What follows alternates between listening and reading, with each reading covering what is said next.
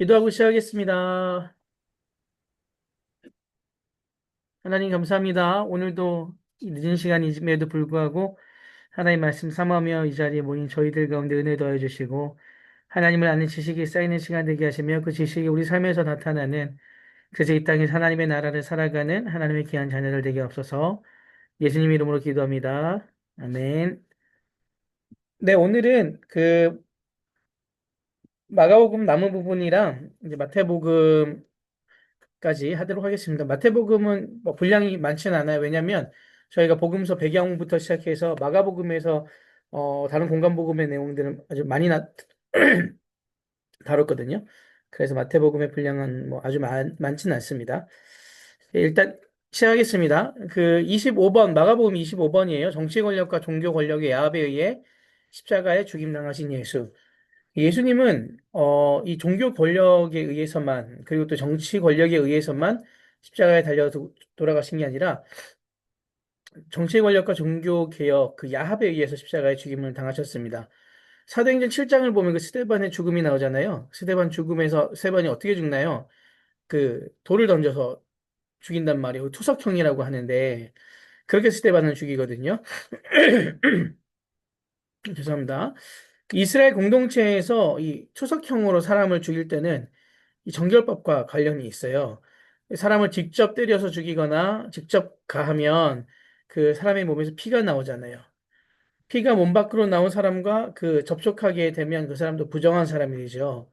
그래서 그 좀 거리가 떨어져 있어서 돌멩이를 던져서 투석형을 행한 거예요. 돌멩이 맞아본 분들 별로 없으시죠? 전 어렸을 때 그 돌멩이 몇 번 맞아서 이렇게 머리가 깨진 적도 있었는데 정말 아프거든요. 네. 근데 그걸 온 사람들이 모여서 돌멩이를 던진다. 뭐 죽을 수밖에 없습니다. 네. 그런데 이 투석형으로 또 그 죽인 이유가 뭐냐면 그 유대 최고 그 권력 기관이 있죠. 그 의결 기관이 사내들인에서 결정만 하면 이 투석형을 바로 집행할 수가 있어요. 그 이스라엘은 로마 식민 지배를 받고 있었는데 그 종교적인 범죄에 관해서는 유대교가 독자적으로 그 결정과 집행할 수 있는 권한을 로마에서 주었거든요. 그래서 종교법과 관련해 어떤 사람이 그 죄를 범했을 때 그 사람을 처형할 수 있도록 로마에서 허용을 해 주었어요. 그렇게 해서 유대교 독자적으로 스데반을 그냥 그 돌멩이를 던져서 그 죽일 수 있는 투석형이 가능했던 거거든요. 그러면 예수님도 그렇게 했으면 됐는데 그렇게 하지 않은 이유가 있죠. 십자가에 달려서 예수님을 꼭 십자가에 달려서 돌아가시게 한 이유가 있었습니다. 그런데 문제는 뭐냐면 이 유대교 입장에서 봤을 때는 십자가형은 그 로마 정치범들에게 행하던 범행이었거든요. 그 사형 집행이었거든요. 그러니까 사내들린의 권한, 그러니까 유대교 최고 지도자들이 모여서 의결할 수 있는 사내들린에서는 이 십자가형을 결의할 수가 없었어요. 당연히 집행도 불가능했겠죠. 그래서 빌라도를 압박해서 예수님을 십자가에 달게 한 겁니다. 그렇기 때문에 이 십자가형은 종교 권력뿐만 아니라 정치 권력 독단적으로 된 것도 아니고 종교 권력과 그리고 그 정치 권력이 합하여서 야합을 해서 이 십자가형을 집행한 겁니다. 그래서 왜 그러면 꼭 이 십자가형을 해야 됐을까? 추석형으로 했으면 본인들이 훨씬 더 그 뭐 선택의 폭이 어렵지 않잖아요. 선택하는 집행하는 데까지. 그럼에도 불구하고 꼭 십자가형으로 죽이려고 한 이유가 있습니다. 그래서 이 마지막 그 예수 처형에 대해서 사실 빌라도가 허용을 했지만 빌라도는 나는 상관없다라고 손을 씻으면서 이 죄와 상관없다라고 선포는 했죠. 하지만 빌라도가 만약에 허용하지 않았으면 예수님은 십자가형에 절대로 집행될 수가 없었습니다. 본인은 손을 씻었지만 손을 씻은 게 아니죠. 왜 유대인들은 예수님을 십자가에 못 박게 했냐면, 음, 하나님의 이름으로 예수님을 처단하기 위해서였습니다. 아이러니하죠. 유대 종교 권력자들은 신명기 21장 말씀을 이용한 거예요. 신명기 21장 21절에 사람이 만일 죽을 죄를 범함으로 내가 그를 죽여 나무 위에 달거든. 이렇게 기록돼 있어요. 그러니까 이스라엘 공동체에서는 살아있는 사람을 나무에 매달아 죽이지는 않았습니다. 큰 죄를 범한 사람을 먼저 죽인 다음에, 처형한 다음에 공동체 모두에게 경고의 메시지를 던진 의미에서 죽은 사람을 나무에 매다는 거예요. 원래 율법은 그거예요. 근데 이제 조건이 하나 있는데 21장 23절에 이렇게 기록돼 있어요. 그 시체를 나무 위에 밤새도록 두지 말고 그 날에 장사하여 내 하나님 여호와께서 내게 기업으로 주시는 땅을 더럽히지 말라. 나무에 달린 자는 하나님께 저주를 받았음이니라. 마지막 문장. 나무에 달린 자는 하나님께 저주를 받았다. 그 예전 우리나라 사극에서 보면 중범죄자들 목을 잘라서 그 성문 밖에 그 매달아 놨잖아요, 성문에. 이스라엘 공동체에서도 아주 극악한 범죄를 저지른 사람은 그 사람을 죽인 다음에 나무에 달으라 그랬어요. 그리고 이렇게 큰 죄를 저지른 사람은 우리 공동체에서 이렇게 된다는 것을 각인시켜 주는 거예요. 그리고 마지막에 이 사람은 하나님께 저주받은 사람이다. 라는 부분을 인식시켜 주는 거죠. 이것이 원래 이스라엘 공동체에서 시행한 사형법 중에 하나였고요. 그런데 이 페르시아 시대 때부터 살아있는 사람을 나무에 달아서 죽이는 십자가형이 이제 보편화가 됩니다. 이거는 이제 그 이스라엘 유대인들의 법이 아니라 페르시아 시대 때부터 이 로마도 십자가의 처형법이 십자가도 로마의 처형법이었잖아요. 이어져 내려오는 거거든요. 그러니까 이 사람들이 산에 들린 공의의 사람들이 그 투석형으로 돌을 던져서 죽이지 않고 십자가가 나무잖아요. 십자가에 달아 꼭 죽이려고 했던 이유는 사람들에게 보여주고 싶은 거예요. 이 사람은 하나님께 저주받은 사람이다. 그래서 예수님을 따르던 모든 사람들이 그가 저주받은 사람이라는 것을 알게 하고 더 이상 그 예수님과 가까이 하지 못하게 하기 위한 그런 방법을 쓴 거죠. 굉장히 참, 네, 뭐 고강무도하죠. 본인들의 그 예수님을 죽이는 것에 대한 그 그 정당성을 부여받기 위해서 이런 행동을 한 겁니다. 마가복음 12장에는 포도원 비유가 나와요. 하나님이 가장 좋은 포도원을 마련해 주시고 그곳에서 사람들로 하여금 농사를 짓게 하세요. 그 포도원의 주인은 누구시죠? 하나님이십니다. 그리고 그 사람들에게 포도원을 임대해 주신 거예요. 그 구약 시대, 제가 구약 얘기할 때 그 미시파트와 체다카에 대해서 엄청나게 많이 말씀드렸죠. 포도원을 임대해 주셨거든요. 한 해 농사가 마무리되고 수확이 끝났을 때 땅 주인이신 하나님이 종들을 보내서 이 소작료를 받아오게 하세요. 구약에서 말하는 이 임대료가 뭐라 그랬나요? 미시파트와 체다카가 정리와 공이잖아요. 그런데 그 땅을 일구었던 사람들이 종들을 어떻게 했냐면 때리고 이후엔 죽이기까지 했습니다. 땅의 주인이신 하나님께 단 한 푼의 소장료도 내지 않겠다라고 얘기한 거예요. 이 비유에서 말하는 종들이 누구냐면 하나님께서 보내신 구약의 예언자들이잖아요. 하나님의 명을 받고 사역한 그 사람들을 핍박하고 괴롭히고 죽였습니다. 하나님의 은혜를 기억하지 못하고요. 마지막에 누구를 보내요? 아들을 보내죠. 종들에게 함부로 대했던 사람들이 아들을 보내면 선대할 것이다라는 그 기대감이 있었는데, 어떻게 했습니까? 아들을 본 순간 더 큰 욕망이 생긴 거예요. 저 아들만 사라지면 이 땅은 진짜 우리께 되겠구나. 당시 그 유대 토지법에 따르면 오랜 시간 동안 땅 주인이 나타나지 않게 되면 경작하는 사람이 그 땅의 소유자가 됩니다. 소장론들은 주인의 아들만 제거하면 이 모든 것들이 자기 것이 될 것이라고 생각하여 아들을 죽인 거예요. 이 비유를 얘기하시죠. 이 사람들이 포도원 주인의 은혜 가운데 포도원을 경작하게 되었을 때 얼마나 처음에는 고맙고 감사했을까요? 그런데 은혜도 시간이 지나면 당연하게 되어버리잖아요. 내가 가져야 될, 누려야 될 당연한 권리라고 착각한단 말이에요. 그래서 그 이후에는 은혜를 기억하지 못하고 하지 말아야 될 행동까지 합니다. 제가 지난번에도 그 예를 드린 말씀 나눈 적 있었던 것 같은데, 은혜는 물에 새겨서 그냥 흘려보내고, 우리들 미움이나 상처나 나쁜 마음, 미움의 마음들은 돌에 새겨서 계속해서 기억한다고. 받은 은혜들이 더 큰데, 그 이후에 이것이 당연하게 되어버리니, 이제 그 은혜를 잊어버리게 된 거죠. 마가복음 12장에서 포도원 농부들은 이스라엘 종교 권력자들을 얘기하는 것입니다.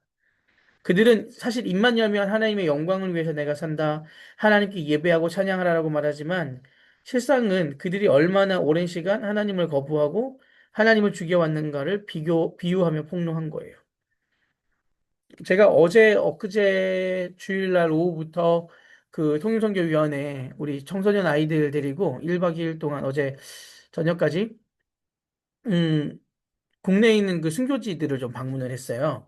그래서 용인 순교자 박물관도 다녀오고, 그다음 우리나라 최초 교회인 소래교회를 복원해 놓은 곳이 총신대 대학원에 있거든요. 양지에. 거기도 다녀오고, 뭐 양화진도 다녀오고 그랬습니다. 그리고 나서 마지막으로 그 신의 악단을 봤는데, 신의 악단이라는 영화를 봤는데,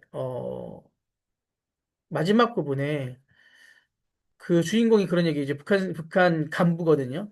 계속 감정을 숨기고 있었는데, 처음에 찬양을 하다 보니 처음에는 이제 어쩔 수 없이 그 유엔에서 지원금을 받기 위해서 한 쇼였는데 그 안에 하다 보니 찬양을 하다 보니 너무 자유로움이 생기고 그리고 뭐 감당할 수 없는 기쁨이 솟아오르는 것을 계속 누리고 있었던 거예요. 뭐 궁금하신 분들을 위해서 제가 스포는 더 이상 하지 않겠습니다. 그래서 이제 그 말이 마지막 그분이 그 연기자가 하는 그 연기죠. 내 안에 하나님을 찬양하는 그 기쁨과 그게 정말 숨길 수 없을 정도로 터져 나왔다라는 그 말에 제가 반성을 많이 했습니다. 예.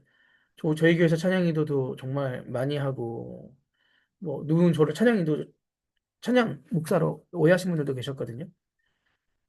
그런데 얼마나 그렇게 자유하면서 하나님을 찬양했었던가, 나도 다시 그 시간을 정말 다시 회복하고 싶다라는 마음이 많이 들었습니다. 군대에 있을 때, 교회 가지 못할 때, 정말 그 사랑하는 나의 아버지 하기만 해도 예배 끝날 때까지 울었거든요. 너무너무 감격스러워가지고.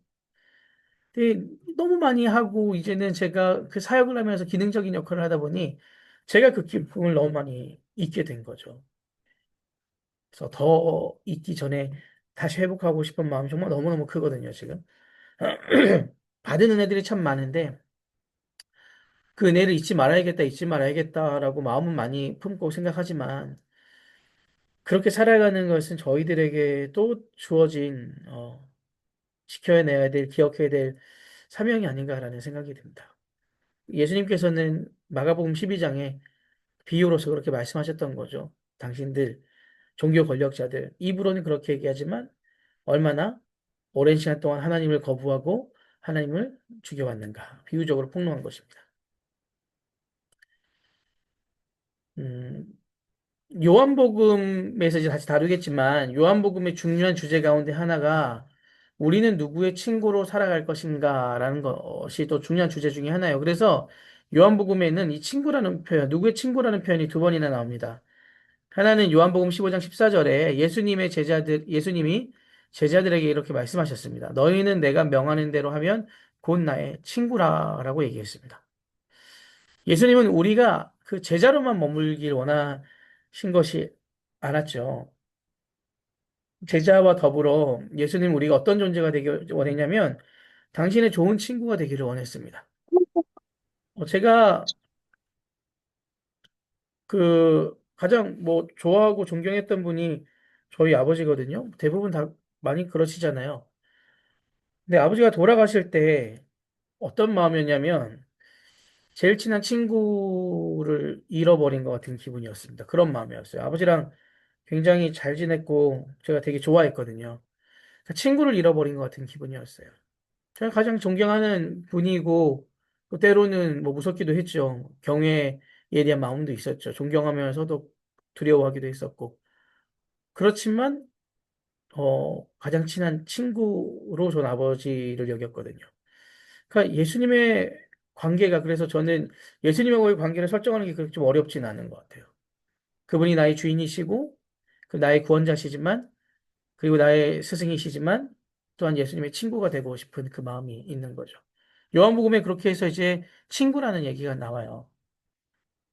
그 예수님께서 명하신 대로 행하면 친구가 될 수 있다라고 했는데 19장 12절에 이러함으로 빌라도가 예수를 놓으려고 힘썼으나 유대인들이 소리질러 이르되 이 사람을 놓으면 가이사의 충신이 아니니이다라고 빌라도에게 외치면서 항변합니다.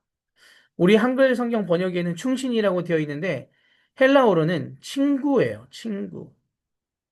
예수님을 풀어주고자 하는 빌라도를 압박하면서 백성들이 이렇게 얘기한 거예요. 당신이 예수님을 놓아주면 당신은 더 이상 가이사의 친구가 아니다라는 거죠. 이 요한복음 19장 12절에 나오는 충신이라는 단어와 요한복음 15장 14절에서 친구라는 단어, 예수님께서 나의 친구다라고 얘기했잖아요. 그 친구라는 단어가 같은 단어예요. 똑같은 단어. 그러니까 사람들 말로는 예수가 가이사에게 세금을 바치지 말으라고 했는데 그런 예수를 풀어주게 되면 빌라도 당신은 가이사의 친구가 아닙니다. 빌라도가 이렇게 승승장구하셨었던 이유가 뭐냐면 로마 황제인 가이사와 아주 친한 관계였거든요. 가이사가 원하는 대로 친한 친구로서 그가 뭐 시키는 일을 열심히 했기 때문에 지금의 권력도 누리고 있었는데 당신은 가이사에게 가이사의 친구가 아니라 빌라도 당신은 가이사를 배반하는 사람입니다. 예수를 놓아주면 예수는 가이사에 반하는 사람이기 때문에 이렇게 요한복음은 이제 우리에게 두 친구에 대해서 얘기하거든요. 어떤 의미냐면 하나는 당신은 예수님의 친구이냐 아니면 가이사의 친구이냐예요. 요한복음 독자들로 하여금 이것을 읽고 있는 당신들은 누구의 친구냐? 예수님의 친구냐? 그렇지 않으면 세상의 친구냐? 이 요한복음이 되게 중요한 주제거든요. 그럼 빌라도도 가이사의 친구로 그동안 누렸던 것들을 계속 당연히 유지하고 싶었겠죠. 예수님의 죄가 없는 것을 잘 알고 있었습니다. 가이사는 이 사람을 십자가에 못 박힐 만한 명분이 없다라는 것을 잘 알고 있었어요. 그럼에도 불구하고 내어준 겁니다. 십자가의 죽음이라는 비극을 맞이하게 된 거죠. 이 십자가형은 로마 제국의 그 저항했던 사람들, 그래서 그 주변에 예수님 양옆에 있었던 강도가 그냥 푼돈 훔치던 강도들이 아니라 정치범들입니다. 정치범들, 극단주의자들. 로마 체제에 저항하다 십자가에 달려 죽은 예수를 믿는다는 것은 쉽지가 않은 일이었죠. 왜냐하면 그 예수님에 대한 이야기를 다 좋아하는데 그런데 그런 예수가 십자가에 달려 죽었어 라고 얘기하면 그것을 따르는 사람들도 같은 그 상황에 놓일 수 있다라는 두려움이 있었다라는 거죠. 예수님을 믿는 것에 대한 가장 큰 두려움이 사실은 십자가형이었습니다. 십자가 죽음이었어요. 그 십자가는 그 예수님에 대한 세상의 마지막 판단이었어요. 이 세상, 십자가에서 죽음으로써 모든 저주를 받았고, 그리고 십자가에서 죽음으로써 저 사람은 정치범인, 로마에 반하는, 이 체제에 반하는 사람이었다라는 것이 온 만방에 퍼지게 된 거죠. 그러니까 그 예수님을 믿는 것은 정말 어려운 일이었습니다. 그 세상이 평가한 예수님의 마지막이었어요. 그런데 이 판단을 뒤집어 엎는 하나님의 판단이 있는데 그것이 부활 사건입니다. 그러니까 부활절로 너무너무 중요한 거예요, 부활은. 이 땅의 정치 권력과 종교 권력이 힘을 합쳐서 예수 너 같은 사람은 죽어야 되라고 세상이 판단을 내렸단 말이에요. 선언을 한 거예요. 예수님에 대한 세상의 마지막 판단이었어요. 근데 이것으로 다 끝난 줄 알았는데 하나님께서 그것을 뒤집어 엎는 거예요. 예수님과 같은 삶을 살아가는 사람은 결코 죽어서는 안 되고 다시 살아나야 한다. 이것이 하나님의 판단입니다. 세계 만민에게 알려준 거예요. 죽는 것으로 끝난 것이 아니라 다시 살아나게 되는 것이다. 세상의 판단은 그것으로 끝이었지만 하나님의 판단은 그 세상의 판단을 완전히 뒤집어 버렸습니다. 이것이 바로 부활 사건입니다. 그러니까 십자가와 부활 사건을 보면서 신앙인들은 무엇을 마음에 새겨야 되냐면 우리가 이 땅에 발을 내딛고 살아가는데 당연히 세상의 그 판단에 민감할 수밖에 없죠. 세상에서 승리하고 싶지요. 세상에서 성공하고 싶고요. 인정받고 싶습니다. 문제는 세상의 판단에 민감하게 살아가다가 이 땅에서 승승장구했는데 마지막 하나님 심판 때 하나님께서 어떻게 판단할 것인가? 그때 불합격되면 어떻게 되겠습니까?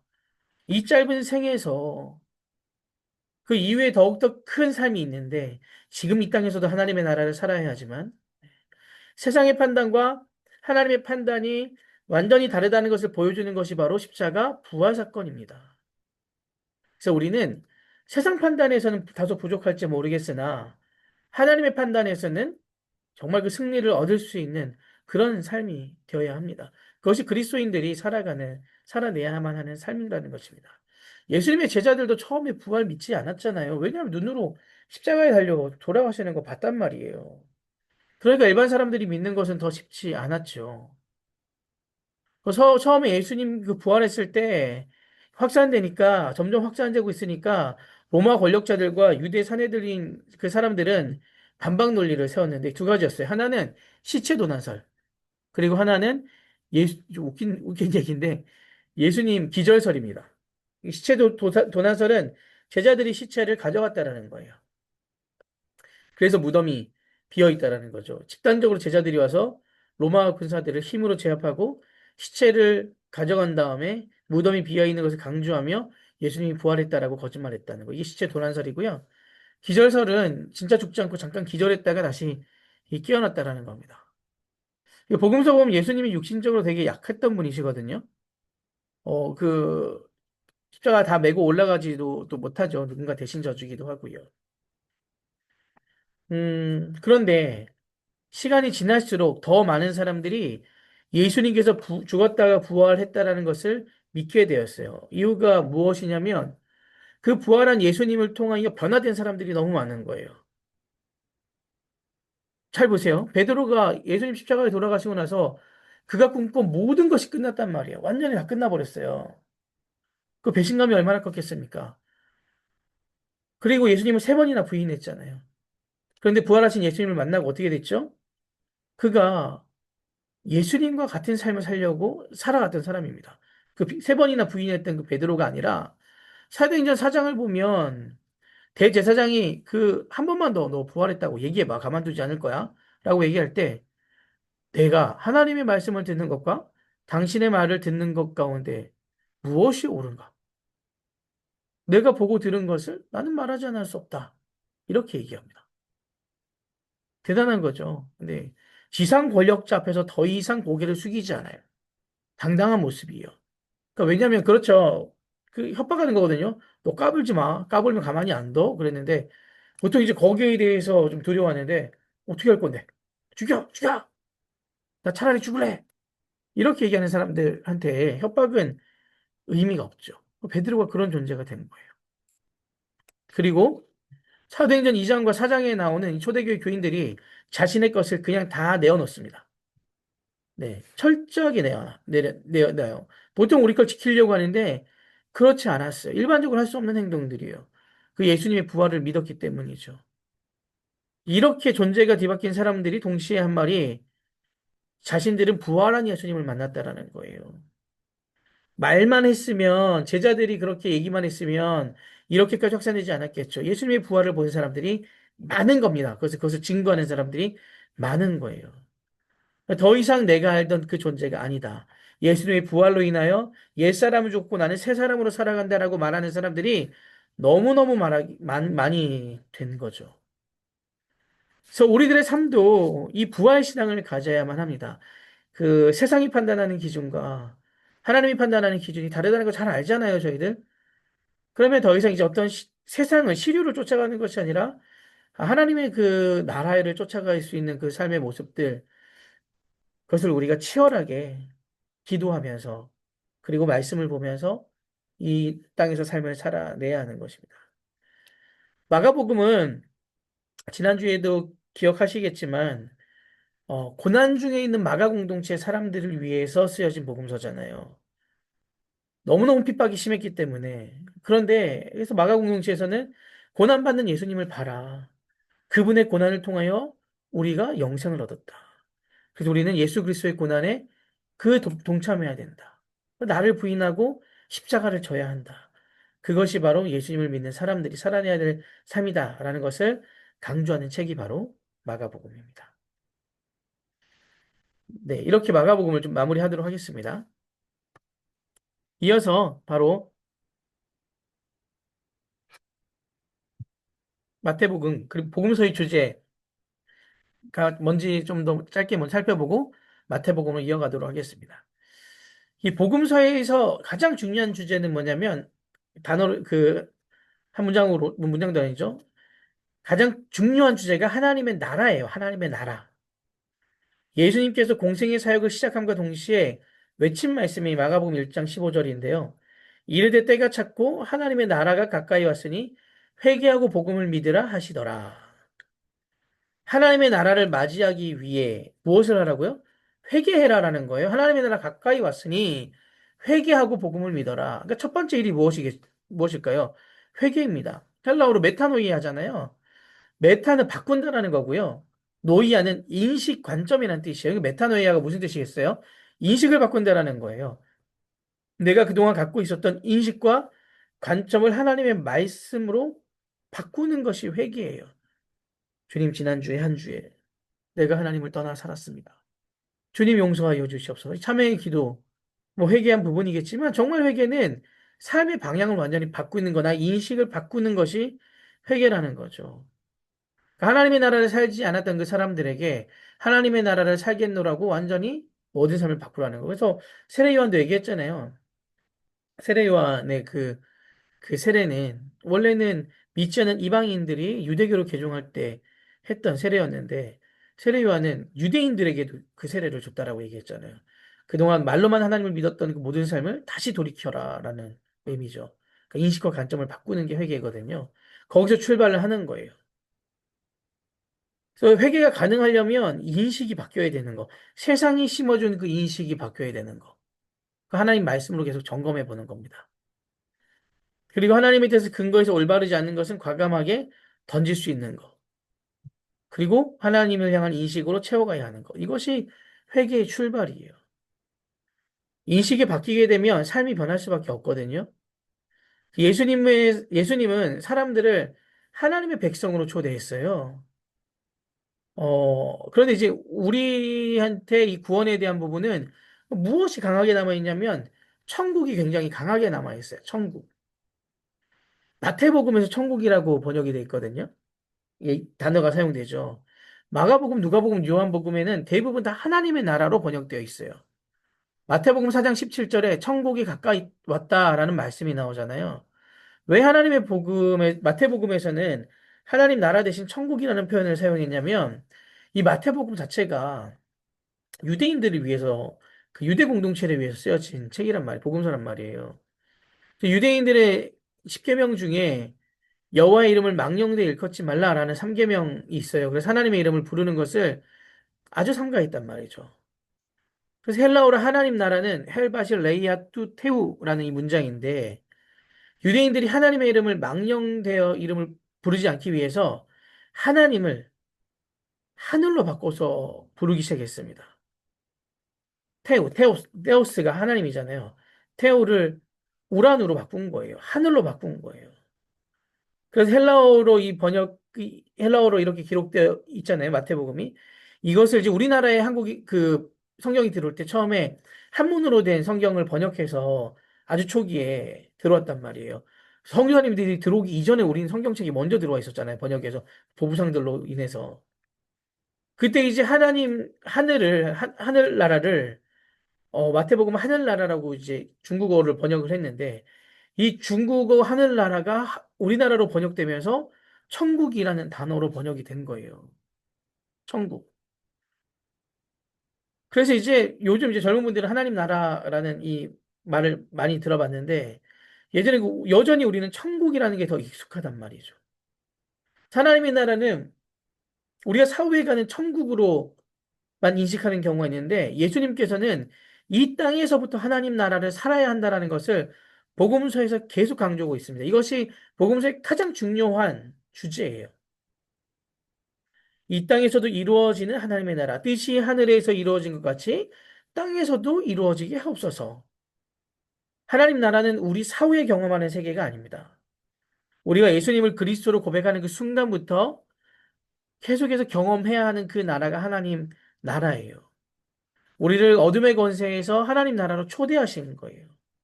이 초대에 아멘으로 화답하는 사람들이 하나님 백성이고요. 그래서 우리 국적을 교체하는 겁니다. 하나님 나라로. 우리는 대한민국 국민과 하나님 나라라는 이 두 가지를 다 갖고 있는 거죠. 그래서 이 하나님께 충성하기 위해서는 하나님 나라를 살기 위해서는 땅의 나라에서 추구하는 부분들을 포기하고 내려놔야 합니다. 예전에 그 일부긴 해요. 제가 이제 어제도 거기를 그 순교자 기념관을 다녀오긴 했지만 믿음 선조들이 신사참배를 거부했잖아요. 신사참배를 거부하면서 많은 분들이 순교하셨죠. 하나님을 믿겠노라고 다짐했던 사람들, 그분들이 사실 신산참배를 거부한 사람들이 정말 소수예요. 극소수입니다. 이분들은 그때 그 땅에서 하나님의 나라를 산 분들이에요. 예수님을 인생의 주인으로 철저하게 모신 분들이죠. 그래서 내가 원하는 대로 살아가지 않겠노라라고 다짐한 거죠.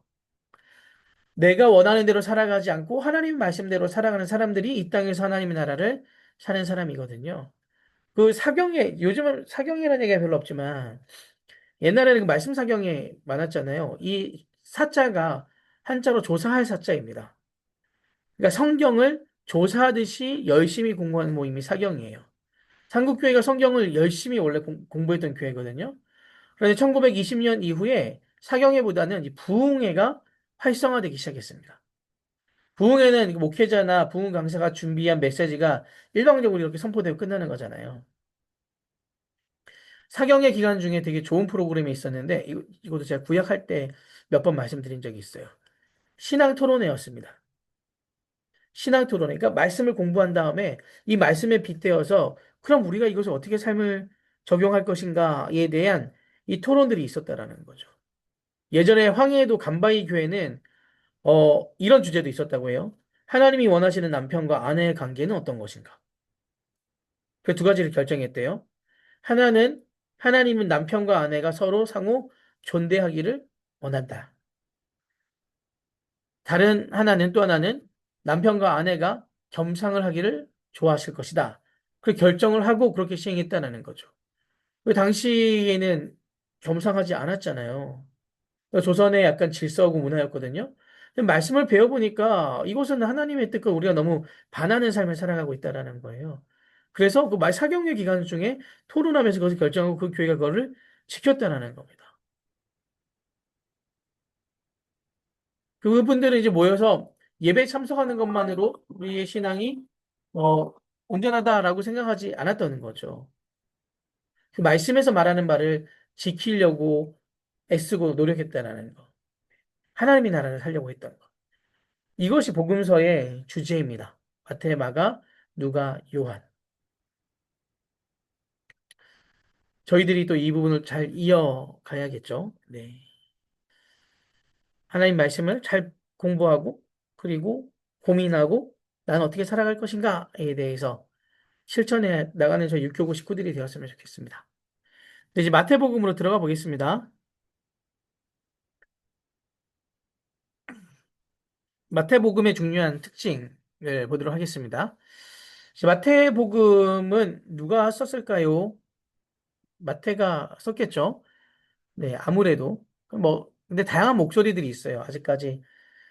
마태가 확실하다라는, 성경 어떤 것도 그렇게 말할 수 없잖아요. 중요한 것은 누구냐면, 수신자가 누구냐입니다. 수신자가 누구이냐. 아마 저작 시기는 AD 80년경으로 보고요. 수신자는 유대인 신자들이 주류를 형성하고 있는 마태 공동체였습니다. 마태 공동체는 유대인들이 주를 이뤘다라는 거죠. 네, 마태 공동체 약간 좀 낯설게 여겨지긴 한데 지금은 책을 읽으면 이제 불특정 다수들이 책을 읽게 되지만 그 당시에는 그렇지 않았어요. 쉽지 않았어요. 그래서 그 공동체에 보내는 글, 공동체를 위해서 적는 글. 요즘은 그 불특정 다수들이 책을 읽기 때문에 독자들의 성향에 대해서도 파악하기 어렵죠. 하지만 지금은 그 당시에는 독자들이 명확했다라는 겁니다. 그래서 그 1차 독자가 누구인가를 당연히 생각하며 적었죠. 네. 음, 마태가 염두에 두었던 1차 독자를 마태 공동체라고 부릅니다. 그래서 마가복음 최초의 수신자는 누구예요? 1차 독자들? 마가 공동체라고 그랬잖아요. 고난 중에 있는 마가 공동체. 누가복음도 마찬가지고요. 요한복음도 마찬가지입니다. 그래서 마태 공동체가 있었던 지역은 수리아 안디오 지역일 것이다라고 봅니다. 뭐 여러 가지 뭐 근거들이 있는데 그냥 그렇게 기억해 주시면 좋을 것 같아요. 사복음서 중에 가장 먼저 기록된 복음서는 마가복음이죠. 마가복음 시점을 AD 70년경으로 보거든요. 그래서 마태 누가를 한 80년경으로 보고요. 요한복음을 90년경으로 봅니다. 그래서 마태 복음서를 기록하면서 이전에 기록된 마가복음과 예수 어록 모음집인 큐 자료가 있어요. 그러니까 마태복음은 구성이 어떻게 되냐면 마가복음은 뼈대로 예수님의 그 어록 모음집이라고 하는 Q 자료라고 하거든요. 그리고 마태만의 특수 자료, 마태 특수 자료라고 하는데, 요렇게 세 개가 합쳐져서 총 28장으로 구성되어 있는 마태복음이 이루어진 겁니다. 그 마태복음에서 500절은 마가복음이랑 같은 평행절이고요. 235절은 누가복음에도 나오고 333절은 마태복음에만 나와요. 그러니까 500절은 마가복음 내용과 거의 유사하고 또 235절은 마태랑 누가가 비슷하고 333절은 마태복음에서만 볼 수 있는 구절이라는 겁니다. 오랜 시간 동안 유대 종교 권력의 중심을 사두개파가 장악했잖아요. 제사장들의 후에 타락하고 부패한 유대 종교 권력을 비판하신 예수님께서 당연히 유대 종교 권력을 장악하고 있었던 사두개인과 충돌이 잦았겠죠. 그런데 이 복음서를 보시게 되면 예수님과 사두개인과 충돌 이야기는 많이 나오지 않아요. 바리새인들과 주로 많이 나오잖아요. 그렇죠. 여기엔 두 가지 이유가 있는데 하나는 예수님께서 사역하신 갈릴리 지방에서는 그 지방 회당 중심으로 한 바리새파 사람들과 충돌이 많을 수밖에 없었습니다. 사두개인은 사두개인은 어디서 주로 다 활동했어요? 성전에서 활동했잖아요. 성전이 있는 곳이 어디입니까? 예루살렘이죠. 근데 예수님의 주 활동지는 어디예요? 갈릴리 지역이잖아요. 그 바리새인들이 지역마다 회당을 세우고 거기서 말씀을 가르쳤잖아요. 그런 예수님은 사두개인과 직접적으로 부딪힐 일이 많지 않았어요. 그러니까 당연히 그 갈릴리 지역인 그 회당 중심인 바리새인들과 충돌이 잦았겠죠. 하지만 사두개인 정신에 대해서는 예수님이 정말 많이 비판을 했겠죠. 그리고 이제 또 하나는 유대 전쟁 이후에 유대교 중심 세력이 바리새파로 바뀌게 됩니다. 지난 몇 주간 계속 얘기했는데 유대 전쟁 때 성전이 완전히 파괴가 되잖아요. 성전이 파괴가 되면 누가 일할 곳이 없어집니까? 사두개인들이 일할 곳이 없어진단 말이에요. 사두개인들은 당연히 이제 사역할 곳이 없어진 거예요. 근데 바리새인들은 사두개인들과 다르게 각 지방 온 회당을 세워서 회당에서 활동했기 때문에 이 유대 사회 중심이 성전 중심의 사두개인들에게서 회당 중심에 있는 바리새인들에게 넘어가게 되었습니다. 그래서 충돌이 훨씬 더 잦았던 거죠. 사람들이 누구에게 더 큰 권위를 부여했겠습니까? 당연히 사두개인이겠죠. 성전 중심으로 살아갔던 같은 종교 권력자들이지만 비교할 수 없을 만큼 사두개인들이 훨씬 더 막강한 권력을 누리게 되었다라는 겁니다. 성전이 무너지게 되면서 바리새파에게 그것이 다 넘어간 거죠. 구전으로 전달된 율법을 복음서에서는 장로들의 그 유전이라고 표현했거든요. 이후에 바리새인들이 장로들의 유전을 문자로 완성시키는데 이것이 미시나라고 합니다. 이 미시나에 대한 해석과 설명을 한 것을 게마나라고 하고 미시나와 게마나를 합쳐놓은 것을 탈무드라고 합니다. 그래서 탈무드의 그 내용은 엄청나게 방대예요, 방대. 한 권짜리 탈무드는 일본에서 사역한 랍비인 그 마빈 토케이어라는 사람이 랍비가 탈무드 이야기 가운데 그 재밌는 것만 끄집어내서 만든 책이에요. 네. 원래 탈무드는 엄청나게 방대하다라는 거죠. 구전으로 내려온 것을 완성시켰는데 이것을 이제 문자로 완성시켰는데 어 이것이 미신하고 이것을 해석한 것이 게마라 이 두 개를 합친 것이 그러니까 그 구전으로 내려오던 거 이것에 대한 해석집 이 두 가지를 합친 것이 탈무드라는 겁니다. 엄청나게 방대한 거예요. 구약을 읽어보면 사람이 죽으면 모두 다 스올로 가게 돼 있다라고 기록되어 있어요. 그래서 천국이나 이 뭐 지옥 같은 내세에 대한 개념이 별로 없거든요. 왜 구약에는 내세에 대한 기록이 없냐면 AD 70년까지 성전이 완전히 파괴되기 전까지 사두개파가 유대교의 중심 권력이었기 때문이에요. 그래서 사두개파 신학이 곧 유대교의 신학이었단 말이죠. 사두개파는 무엇을 믿지 않았냐면 내세를 믿지 않았습니다. 부활도 믿지 않았어요. 부활과 내세를 다 믿지 않았어요. 그들이 유대교 신학을 장악하고 있었기 때문에 구약에는 내세나 부활에 대한 관심이 나타나지 않아요. 복음서는 성전이 무너진 다음에 기록됐잖아요. 66년에 70년쯤에 66년이죠. 성전이 완전히 붕괴되고 나서 마가복음이 70년에 만들어져 그 기록되고 80년대에 마태 누가가 기록되고 90년대 그 요한복음이 됐단 말이에요. 그러니까 이제 성전이 무너진 다음에 기록된 거예요. 그러니까 복음서를 기록할 당시 초대교회와 유대교는 완전히 상극관계였는데, 초대교회, 예수님을 믿는 우리 공동체와 여전히 유대교는 상극관계였는데, 이유는 지난주에 설명했죠. 유대 전쟁이 발발한 이후에 이 그리스도인들이 그 전쟁에 참여하지 않았다. 그래서 완전히 결별하게 되는 거거든요. 어, 이 유대 전쟁을 계기로 유대교의 중심 권력도 바리새파로 옮겨갔습니다. 옮겨갔고요. 그리고 초대교회와 유대교도 완전히 상극관계가 되어버렸습니다. 예수님이 공생의 사역을 하실 때도 유대 종교 권력과 대립했고요. 예수님은. 그리고 이후에도 계속해서 대립해 있었다는 거죠. 그런데 복음서를 보면 예수님이 공생의 사역을 하실 때 주로 부딪힌 유대 종교 개혁자, 그 종교 권력자들이 아까도 말씀드렸지만 바리새파로 이제 바리새파였어요. 유대교 중심에 있었던 사람들은 사두개파였는데 예수님은 그 바리새파 사람들이랑 많이 부딪혔고 그다음에 성전이 다 무너진 이후에는 완전히 유대교 중심의 권력을 바리새파가 잡고 있었다라는 겁니다. 그래서 이 바리새파의 갈등은 단순히 바리새파와의 갈등으로만 이해하시면 안 되고 유대교의 중심 권력과의 갈등으로 이해하셔야 돼요. 그냥 바리새파 한 무리로 생각하시면 안 되고요. 그 유대교 전체 권력과 계속해서 대립해 왔다. 마테마가 누가복음을 공간복음이라고 한다고 얘기했죠. 같은 관점을 공유하는 복음서다. 그래서 이 세 복음서는 무엇을 강조한다고 했어요? 예수님의 인성. 요한복음은 예수님의 신성. 그래서 공간복음은 마태, 마가, 누가 세 개입니다. 공간복음에는 이 마리아의 몸에서 아기 예수가 탄생한 이야기, 마태와 누가에 나오죠. 요한복음은 처음부터 태초에 말씀이 계시니라. 이 말씀이 성육신하여 내려오신 분이 예수님이다라는 것을 강조합니다. 예수님의 신성을 강조한다 그랬잖아요.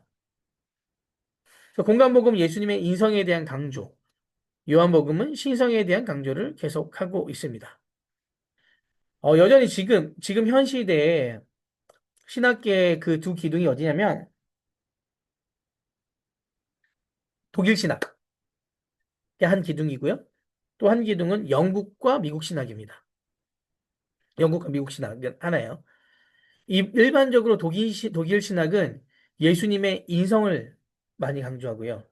영국과 미국 신학은 예수님의 신성을 보다 더 강조합니다. 그래서 한국 교회에는 절대 다수가 영미권 신학의 영향을 많이 받았잖아요. 그래서 예수님의 신성과 인성을 함께 고백하지만 신성을 더 중요시 얘기한다라고 말씀드렸죠. 그래서 우리나라에서 원래는 누가복음이 가장 사랑받는 책이었는데 우리 어려운 시기에 연약한 사람들의 친구가 되어주시는 그런데 이제 점점 나라가 바뀌면서 예수님 그 부강해지고 하면서 요한복음이 강조되어서 기독교인의 삶보다는 예배에 더 많은 초점이 맞춰졌다라고 제가 지난번에 말씀드린 적이 있었습니다.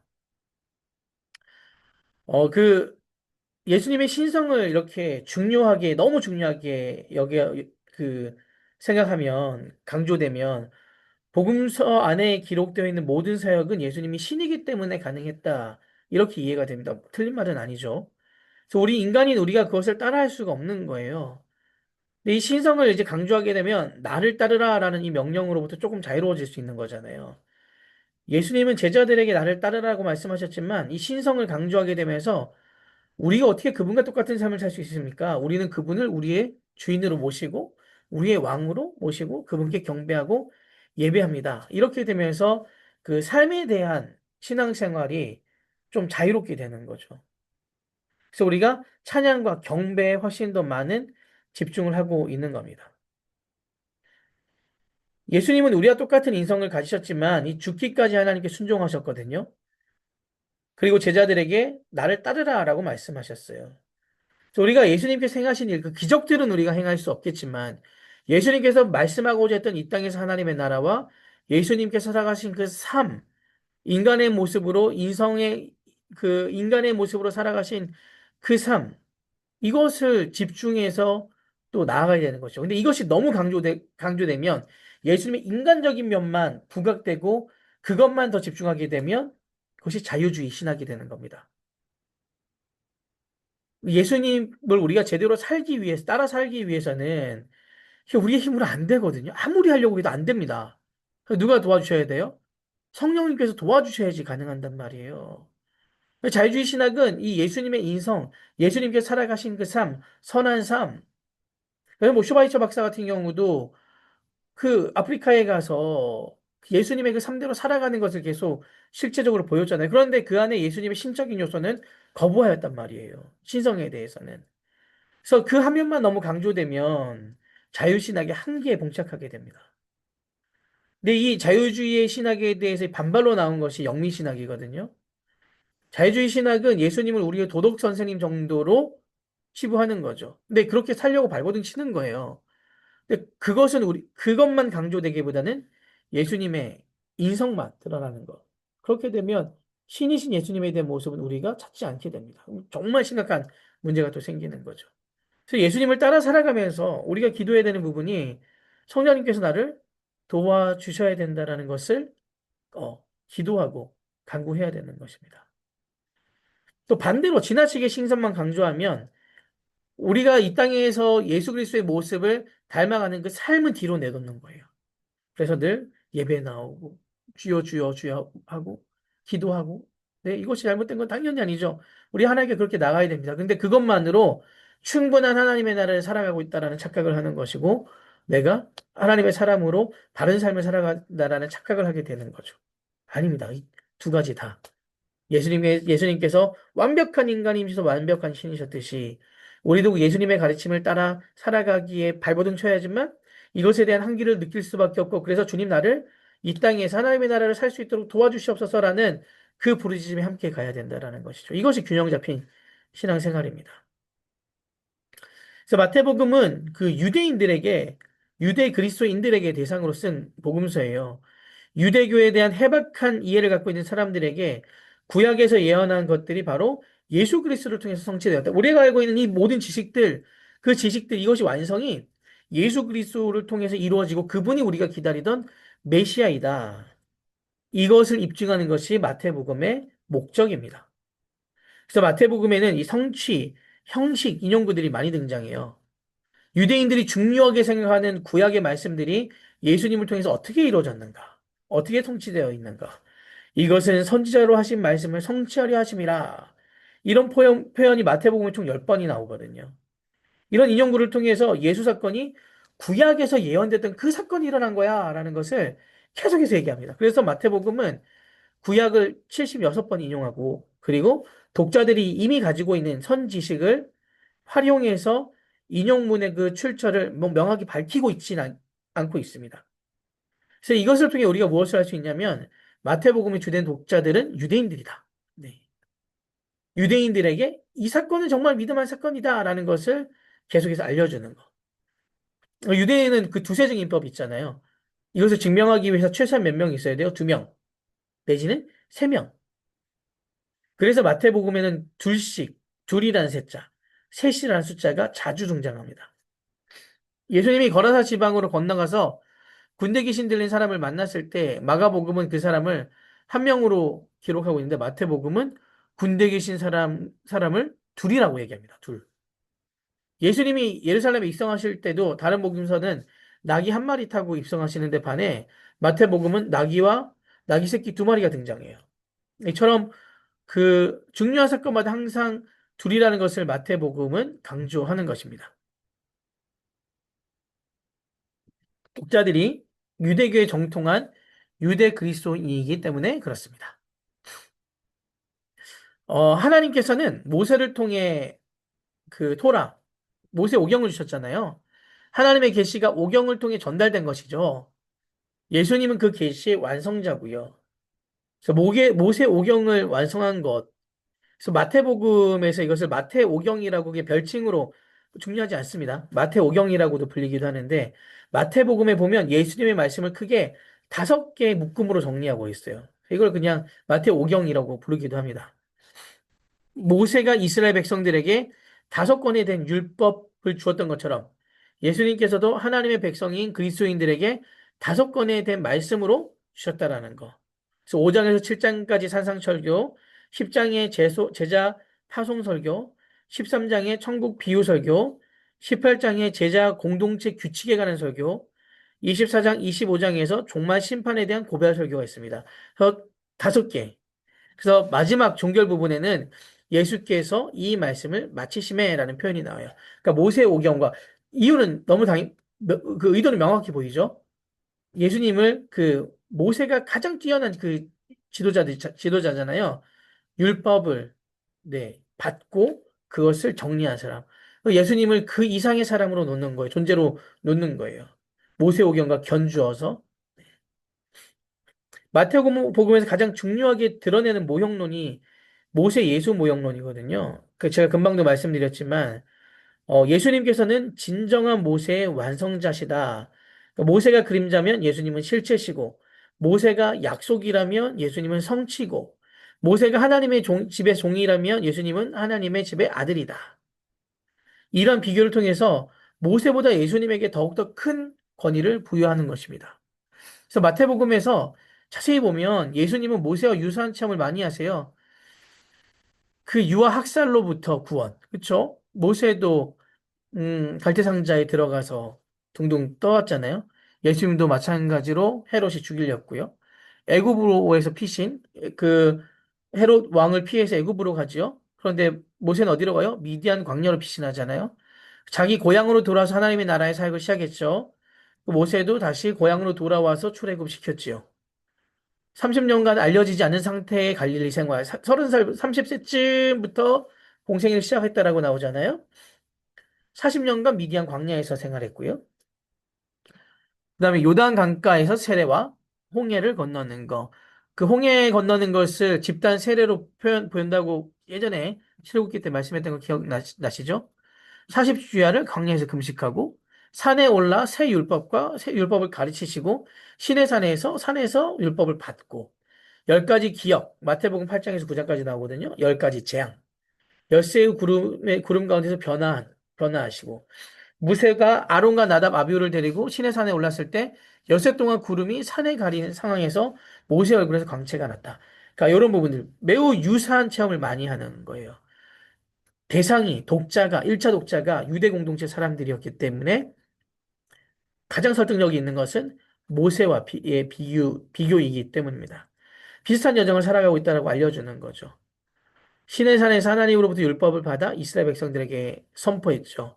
모세의 진정한 완성자이신 예수님도 새 이스라엘 백성들에게 산에서 하나님의 계시의 말씀을 선포하시는데 그것이 산상설교입니다. 이러한 기록을 통해서 예수님의 가르침이 시내산에서 계신된 모세 율법의 완성이다라는 것을 계속 얘기하는 거예요. 계속. 네. 그리고 마태 공동체는 그 유대교와의 율법에 대한 갈등뿐만이 아니라 교회 내부에서도 율법에 대한 차이로 갈등을 빚어진 것으로 보입니다. 그 마태는 오직 은혜로만 구원받는 자들에 맞서 행동으로 실천하는 믿음을 강조해요. 예수님에 대한 믿음보다 예수님의 가르침을 실천하는 일에 온 힘을 쏟아야 된다는 거죠. 신약에서 순종의 행위를 강조하는 것이 마태복음이고요. 그리고 야고보서이고 믿음을 강조하는 것이 그러니까 신약에서 전체를 보면 순종과 행위를 강조하는 것이 마태복음과 야고보서고요. 믿음을 강조하는 것이 로마서와 갈라디아서입니다. 이제 바울이 쓴 거니까 네, 결과적으로 마태와 야고보가 한편이고 반대편에 바울이 서 있는 모습이겠죠. 그런데 이제 바울이 말했던 믿음과 말은 이방 사람들이 받아들여야 했던 그 개념이 다른 거예요. 바울이 말하는 믿음은 하나님께 내 인생을 거는 겁니다. 하나님과 하나 되는 거예요. 그래서 바울이 그 절대 행위에 대해서 부인하지 않았잖아요.